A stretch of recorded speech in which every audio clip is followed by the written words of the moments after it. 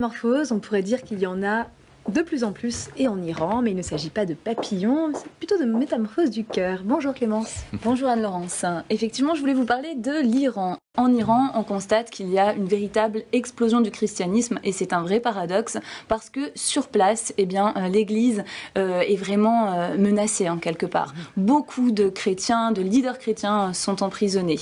Et un conférencier, Merad Fatih, a expliqué en 3 points très simples qu'est-ce qui serait à l'origine de l'explosion du christianisme. Alors le premier point, il s'agit de problèmes sociaux. On remarque par exemple l'augmentation du chômage, de la prostitution, et donc tout cela crée quelque part un désenchantement des Iraniens. Le deuxième point serait les prières ferventes, parce que ce conférencier est chrétien et donc il croit dans la puissance de la prière.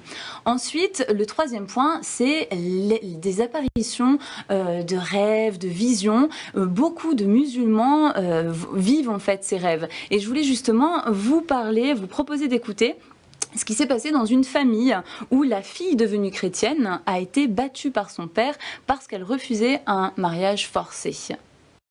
I heard the story of a daughter who came to Christ, a student. J'ai entendu l'histoire d'une jeune fille qui est venue à Christ en tant qu'étudiant. First, he was not taken seriously by her family. Et d'abord, elle n'a pas été prise au sérieux par sa famille.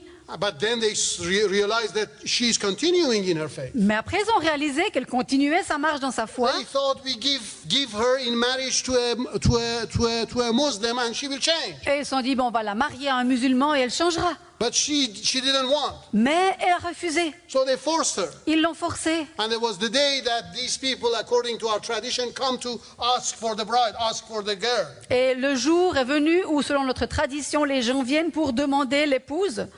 And before the father and the family, she said, "No, I cannot marry you." Et devant le père et toute la famille, elle a dit non, je ne peux pas vous marier. And it was so bad, for her father. Il se sentait tellement mal pour son père. So it was like his reputation got damaged. Bien sûr qu'elle salissait sa réputation. So when the person who had come for this girl went. Donc, quand les gens qui étaient venus pour prendre cette épouse sont repartis, the dad was so angry, he took out his belt. Le père était tellement en colère qu'il a pris sa ceinture. And he started beating the girl. Et il a commencé à battre sa fille. I said, I will kill you if you don't change your religion, if you don't come back to Islam. Il a dit, si tu changes pas ta religion et tu ne reviens pas à l'islam, je te tuerai. And as he was beating up the girl, et alors qu'il battait sa fille, suddenly he fell down. Tout d'un coup, il est tombé, il s'est écroulé. He got sick.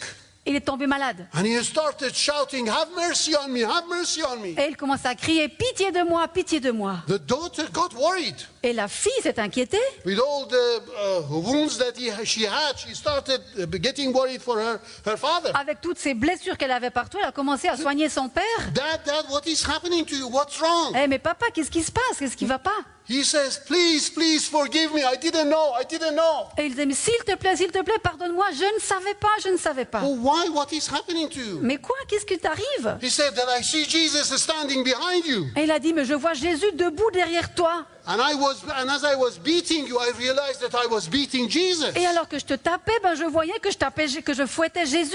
And he had stretched his hand and said, "Why are you beating me?" Et Jésus a étendu sa main et m'a dit, mais pourquoi est-ce que tu me bats? Please pray to Jesus that he would forgive me. S'il te plaît, prie Jésus pour qu'il me pardonne. And this man is now a believer. Et cet homme est maintenant un chrétien. Un chrétien secret, bien sûr. L'histoire parle elle-même. Merci Clémence. On va laisser ces paroles résonner.